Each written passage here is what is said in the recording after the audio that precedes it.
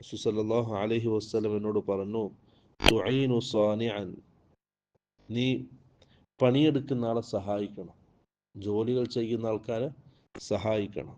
ഔ തസ്നഉ ലി അഖ്റഖ, ഇല്ലെങ്കിൽ ഒരു ജോലി പൂർണ്ണമായി ചെയ്യാൻ കഴിയാത്ത ആൾ, ഒന്നുകിൽ അറിവില്ലായ്മ കൊണ്ട് അല്ലെങ്കിൽ ശാരീരികമായ ബലഹീനത കൊണ്ട് അവശത കൊണ്ട് ഒരു കാര്യം പൂർണ്ണമായി ചെയ്യാൻ പറ്റാത്ത ഒരാളെ, അങ്ങനെയുള്ള ഒരാളെ നീ സഹായിക്കണം, അല്ലെങ്കിൽ അവർക്ക് വേണ്ടി കാര്യങ്ങൾ ചെയ്തു കൊടുക്കണം.